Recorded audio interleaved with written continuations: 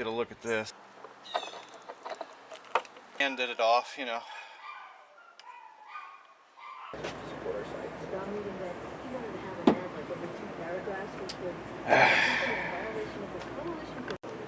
Okay guys, we're back on the Trident here, and just for shits and giggles, let me go through the firing order on this thing and let you see what happens internally, because you know, how often do you get to see that happening? So the convention is that the timing side is the number one cylinder, so that would be 1, 2, and 3, and then your firing order is actually 1, 3, and 2. So that's timing side, primary side, center. So let's rotate the motor and see how that works in reality. So if you can imagine, right now we're intake on number 1, coming up to compression and bang. The other two are basically flat. One's about to turn around and one's about to come back up. The center cylinder is going to be on exhaust. It's exhausting out as the number 1 cylinder is going into power mode, which is down. The number 3 cylinder is now coming up in compression and bang. Number 2 cylinder is coming into intake. Number 1 is now exhausting. Number 3 is now on power stroke. And the center one is now coming up into compression and bang. I hope that kind of makes sense. You can kind of see the balance of it as I rotate it. The cylinders are always sort of in an equilibrium, and the strokes are always in equilibrium, which is why this is one of the reasons that these motors are so balanced. The crankshaft is 270 degrees out, so basically it looks like a pinwheel when you look at it. Alright, to take the cylinders off, you have 10, 12 point nuts. Most of the nuts you can reach with a normal wrench. For the 4 end nuts on this side and the other side, you're going to need to shave your wrench, and you can see how this one's shaved. However, I was talking to a guy whose online name is Ham on the Bone, and I kind of just casually mentioned, I can't believe they never made a tool for that, and a little while later he comes back and he gives me a part number, and this is the part and the part number. This spanner was made in England. I'm not really thrilled with its craftsmanship, but it looks like it's they've been using the same die to punch out the 12 points for quite a while. But it will allow you very tightly to get on those nuts to break them free. Otherwise, this is just a 1/2 inch. You can also use a 13 millimeter. They both work as far as I've seen on all these nuts. Most Triumphs do use this sort of nut, although most Triumphs you don't need to trim your wrench down to get to them. So let's get those 10 nuts off. I'm going to start in the middle with the 2 middle nuts, and then I'm going to stagger crosswise to get the other nuts.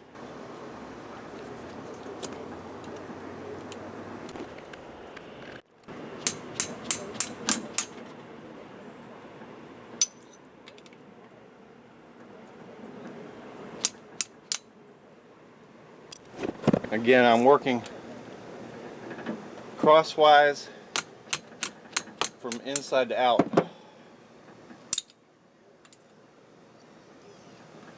And I like to do that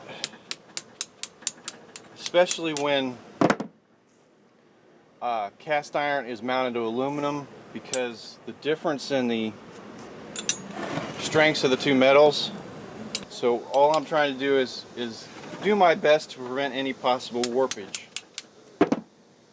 Once basically you get them all loose and they're finger loose, there shouldn't be any issues.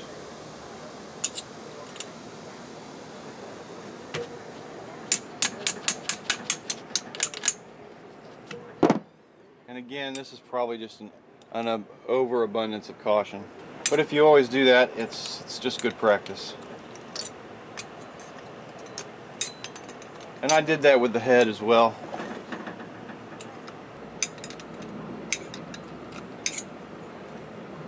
At some point you can start to roll them with your fingers. Now, they may or may not come all the way out. Notice this one is not coming all the way out. It is loose on there. So I'm going to pull it back down on the nut just a little, or on the stud just a little bit. Just so when I pop this cylinder free, it doesn't go flying. Because it's kind of captured in there. And I'll never find it. So once you're able to move the cylinder up a little bit, you'll be able to get the nuts out. This one's not going to let me turn it by finger.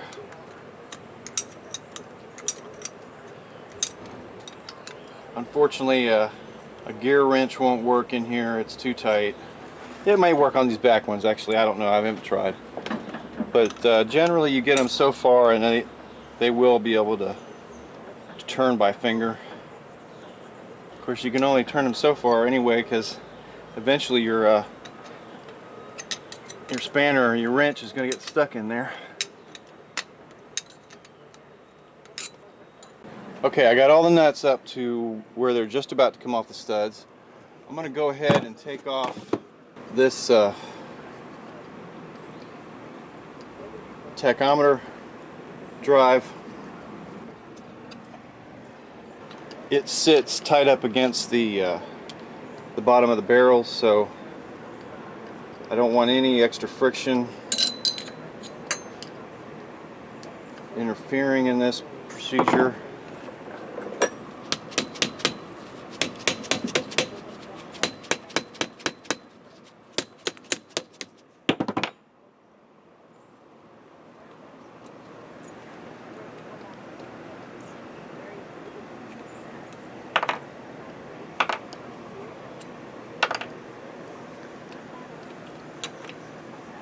Comes out just like that.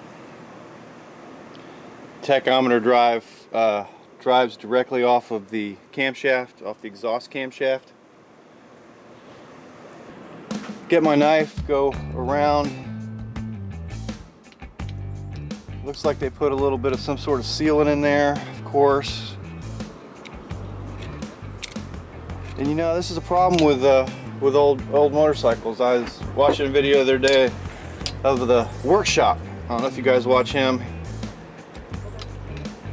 English guy who is redoing an old motor, and he has a lot of good videos, but on motorcycles in particular. But he was complaining about something, and I think a couple of us were going, dude, that's just an old motorcycle. That's just the way it is. They have you know, 8 different bolts in there, whatever the guy could find at the time to put in his motorcycle. So you know, just don't be surprised. Although this does look like some sort of high quality motor sealant, not household bathroom silicone.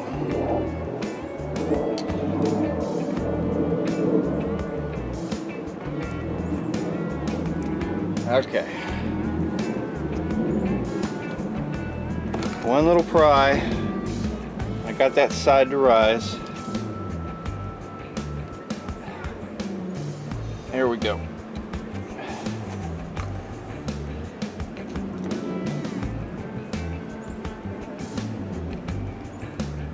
Now I'm under the fin here. I'm not prying under the the actual mounting surface itself. I'm just under the fin, and I'm going really easy with it, as easy as I can. Trying not to snap off any fins.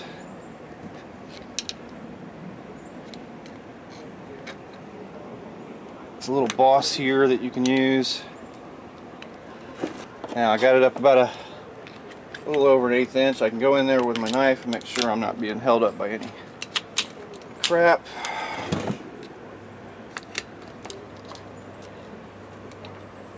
It's the way it works, guys.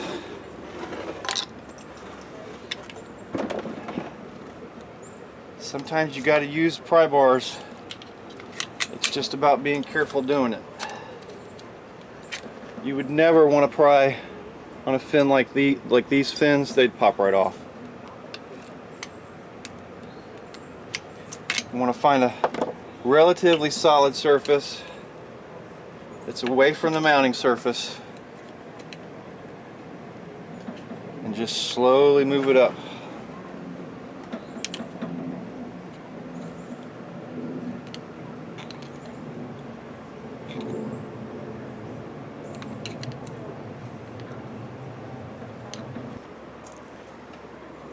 Every once in a while you can check it to see if it's coming up. Okay, at this point you can go ahead and should be able to remove your nuts, like so.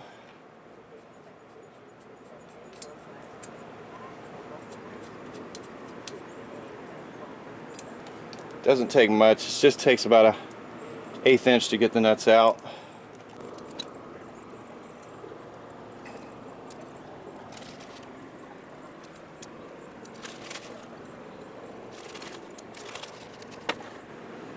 Alright, we've got all our nuts out.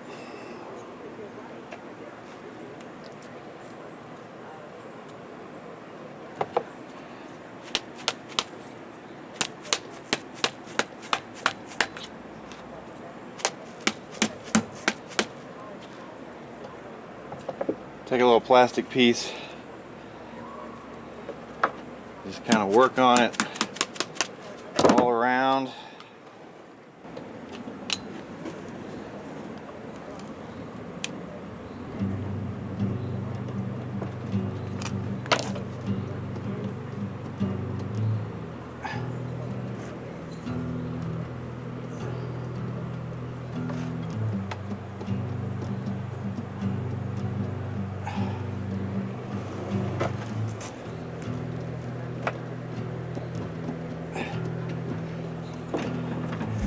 Just keep coming.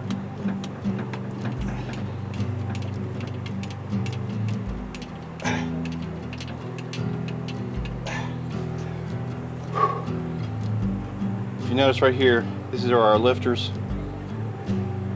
They're held in by the crankshaft. However, as I come up out of here, they're going to want to fall out. So what I'm going to do, I'm going to take some zip ties, small zip tie, come around them,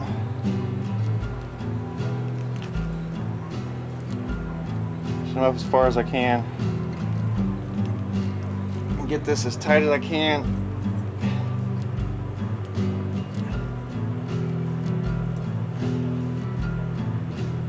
Get that as tight as I can. You see that?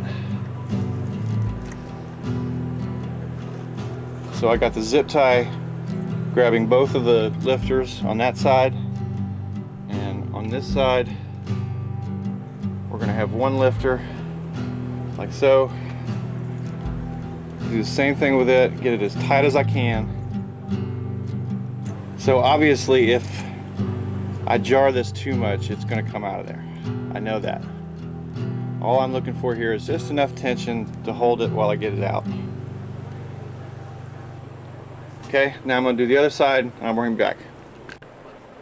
Okay, so I got all the zip ties on them. Now, I should have mentioned, because we're taking the bottom end apart, this isn't such a big deal if those fall down in the bottom. The big deal is is that these lifters are made to go into these in a certain order. Again, not as big a deal on the one where there's a single one, but on the double ones, they are basically ground together, I guess, if you want to look at that that way. Now, some people mix them and match them, and they get away with it, and it's fine. You have to do some massaging on them sometimes, and that's fine. I like to keep them together. It's just, again, just a best practice sort of thing. So now we can take the head the rest of the way off.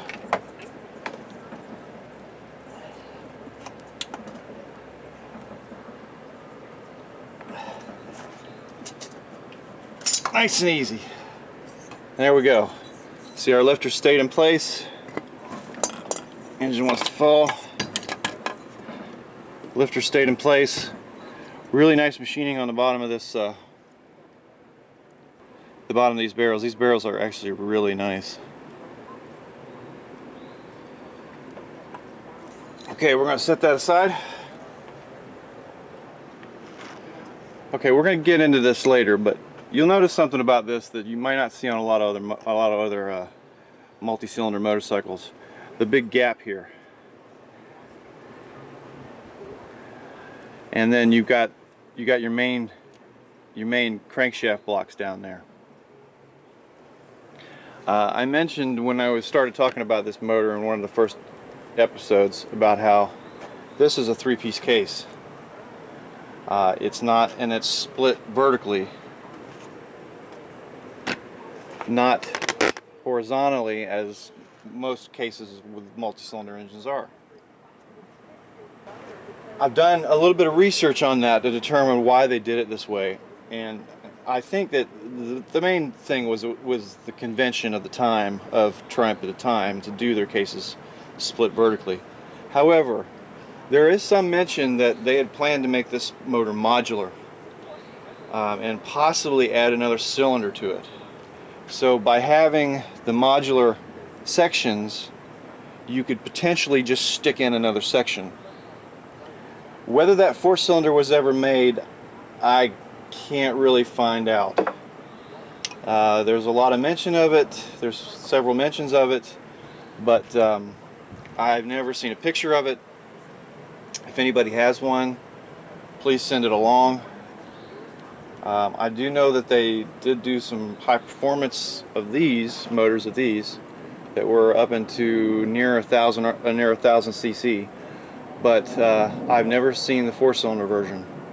But essentially, that's the reason they split the cases like this, and the reason that this is so open, because you have your main crankshaft connection is to this center case down below. When we split the case, you'll be able to see that better. Okay guys, I guess I'd also be remiss if I didn't mention one other thing, which is sort of the elephant in the room about these cases. These are two comparable cases from about the same time period. This is a Triumph 500 case. This is a CB 350 case. Roughly about the same age. Now, the Triumph case is dirty, but I think you notice pretty quickly the difference here, even from this wide out camera angle, that the quality of casting was a lot better in the Japanese bikes. It's much more complicated, first of all, and the quality of the actual casting process and the quality of the product that you got out of it was just a lot better than what you got from the English stuff. You get in there to a clean part, you can see the grain. It's very coarse. Everything is, tolerance wise, is pretty loose, whereas when you look at the grain of the Japanese stuff, it's much tighter. Notice how the edges are much crisper, much sharper. So I just thought I better mention that in case somebody wants to bring it up, that yes, there was quality in production. as well, which makes making a split case possible, basically, because you're dividing up where the bearings ride, and they have to be within tight tolerances, whereas on the Triumphs they just basically drill a hole and that's where the bearing goes in. It's much easier to do that than it is to actually split a bearing surface. So just wanted to mention that, and on with the show. But let's get these pistons off, and want to make sure that I put some protection over these con rods because I don't want them to get nicked up. I really don't like this piston leaning like that. Let's do that for now. Alright, pistons come off like any other pistons. Take the snap ring out. By the way, an aside, these channel lock number 926s, they're terrible. It's nice that you can reverse them, but watch what happens when I squeeze this. See how it twists? And you can't get any more twist on it then. So you're actually not closing up all the way because of the way the thing's twisting. It's a terrible design. I'm using them right now because I have them in my hand, but I really need to invest in a better set. Alright.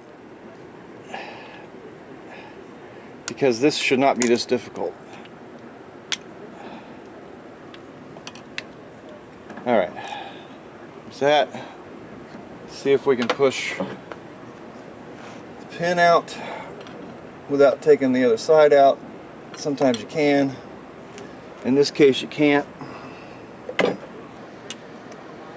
Okay, the pin is stuck in there. Always try to pull them out of the hand first. Then try to press them out. This is a brass bar. Tapping lightly. Very, very lightly.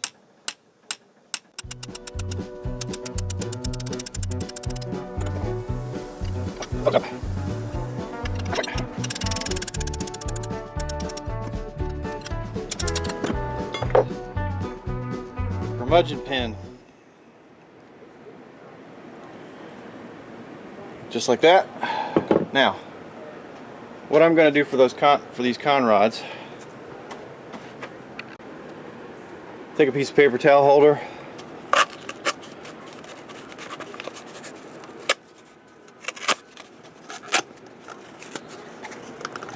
very simple, run it over like that,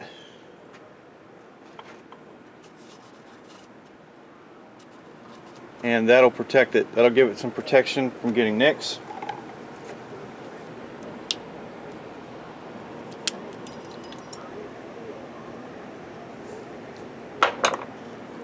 Dropped one.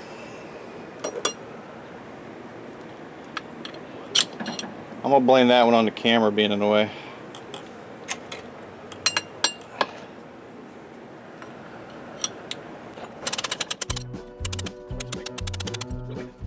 I don't like it that much.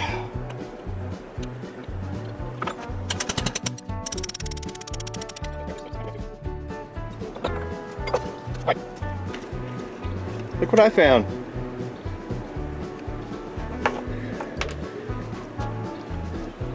That was going to bother me if I didn't go ahead and get that out of there. Okay, so we got to take the end of primary off to get to the clutch, and that's a bunch of Allen nuts, Allen bolts.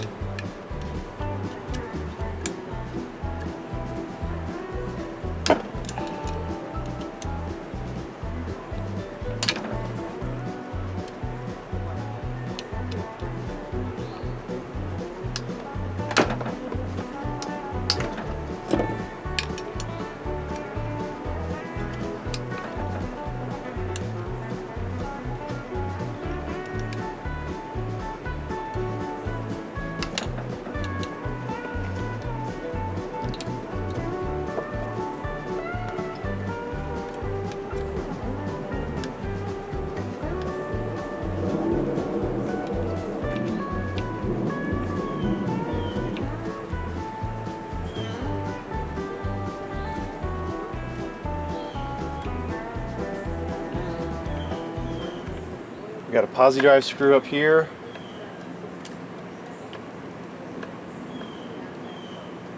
We got a long case bolt here.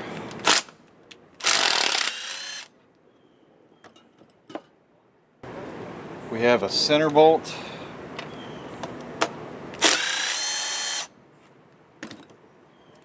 Another posi drive screw under here.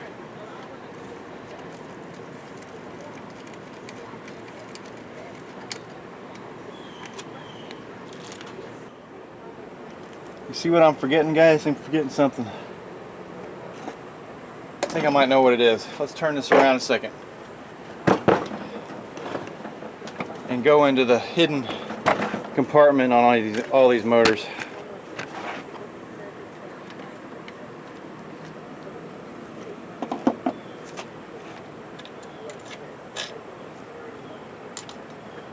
See that?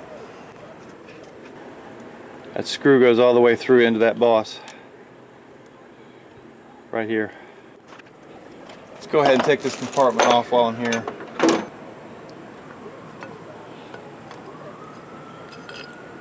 Alright, this is part of the engine breather, and you can see it, but there's a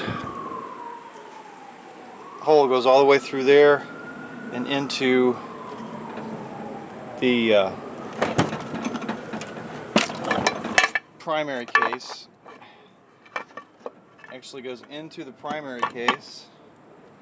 I guess we're loose now.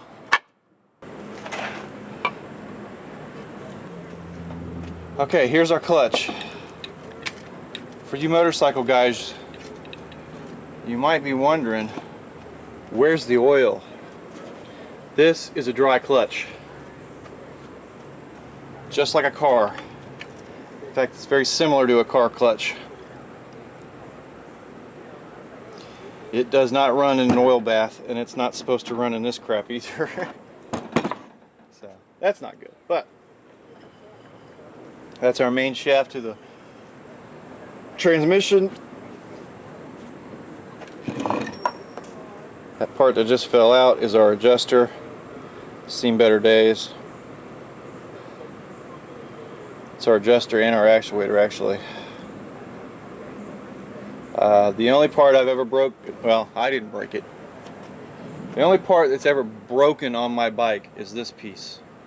It actually snapped right here where this ridge is. And I wasn't actually riding it at the time. It was my dad, and he was coming up to a stop. Actually, I can tell this one is actually bent. It takes a lot of force to pull in these clutches. This piece is the weak link, and like I say, it's the only piece that's actually broken on my bike, on mine. And basically you have to take all this apart to get to it. So guys, I apologize, but I just realized that I actually don't have the gear puller for this gear. I thought I did. Got a bunch here, but this one's a little bigger, and I don't want to damage what's left of the transmission shaft getting it out, so I'm going to order the proper puller, and we'll continue splitting the cases on the next video. This video is getting kind of long anyway. Stick with me, we're almost there. One more episode should do it, and I'll also take the clutch apart when we do that, and we're going to take the tappet blocks out of the cylinders, and I'm probably going to make a tool for that. I've been meaning to make the tool to do that for a while. I normally just use a brass punch, but since we're going to all this trouble to document this, let's do it the proper way. All right, guys, thanks for watching. We'll see you next time.